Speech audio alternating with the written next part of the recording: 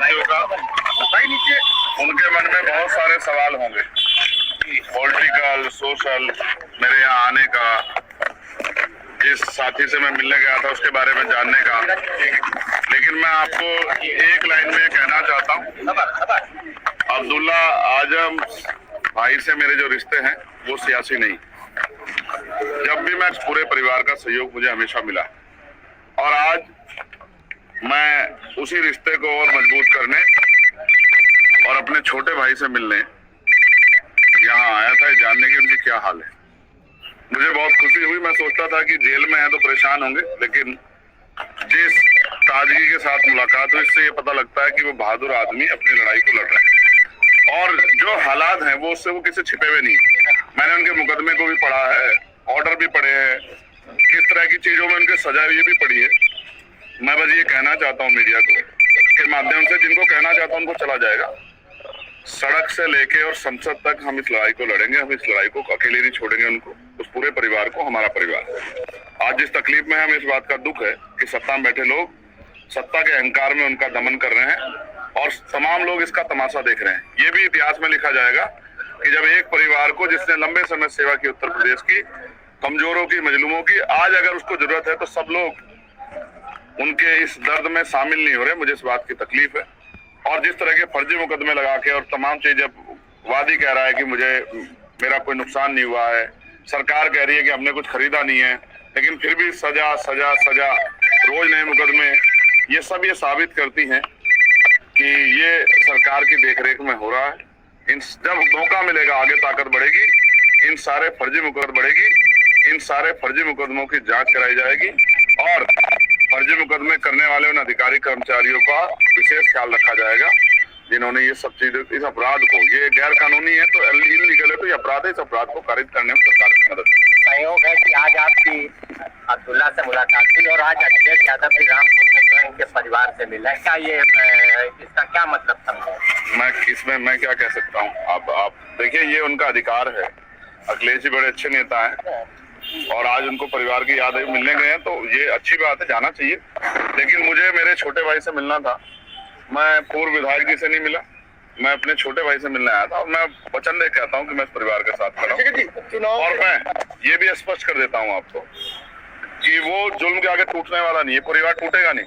मैंने उनकी वालिदा को देखा, पूर्व MP साहब को, क्या हालात थे उनके मैं जानता हूँ। लोग बताते थे कि उठ नहीं पाती थी, 2 लोग पकड़ के ले जाते थे बाथरूम, तब भी उन्होंने इतना जुल्म सहा, सिर्फ इसलिए कि आजम भाई की पत्नी।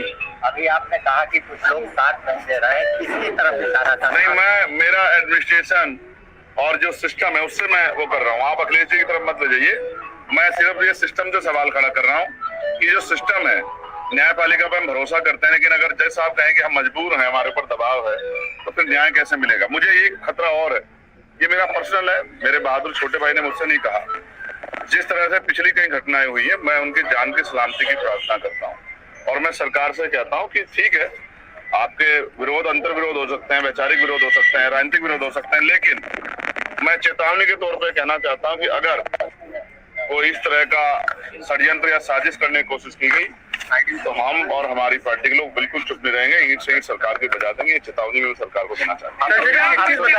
चुनाव से पहले आपकी मुलाकात हुई, इससे पहले भी कई जगह पे ऐसा देखने को मिला, हमीरपुर और तमाम जगहों से खबरें आई, समाजवादी पार्टी से लोग टूटकर आपकी पार्टी में आए हैं, तो कहीं ना कहीं ये भी कहा जा रहा है कि तोड़ने का काम कर रहे हैं। आप इसे राजनीतिक मुलाकात बनाना चाहते हैं, जबकि मैं फिर आपसे कह रहा हूँ, मैंने समझा आपको कि आज वो बुरे दौर में, तकलीफ में, आज एक भाई होने के नाते, मेरे बड़ा भाई होने के नाते मेरी जिम्मेदारी बनती है कि मैं अपने छोटे भाई के साथ खड़ा हूं। और वो मेरे बड़े भाई, उनके जो वालिद साहब है, आजम साहब, वो मेरे बड़े भाई, जब मुझे गोली लगी थी वो पूरा परिवार आया था, हजारों लोगों के साथ 2 घंटे मेरे दुख में शामिल हुआ और मुझसे कहा कि घबराना मत मेरे भाई।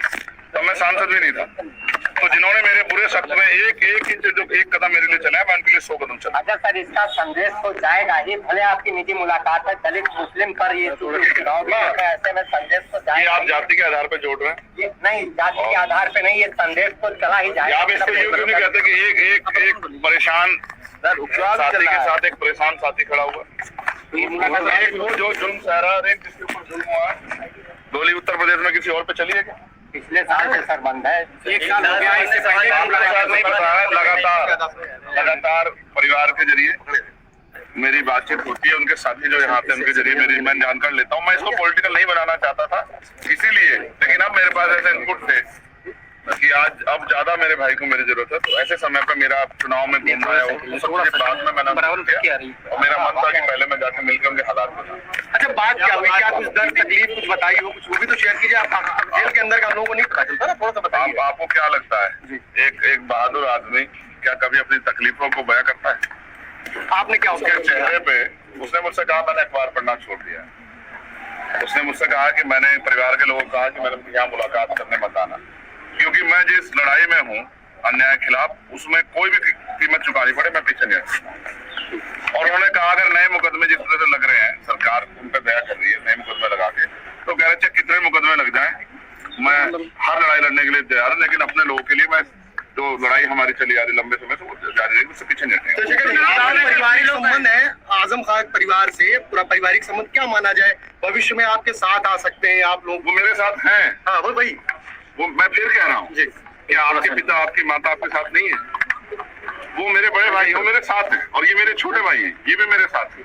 राजनीतिक तौर पर भी साथ आ सकते हैं।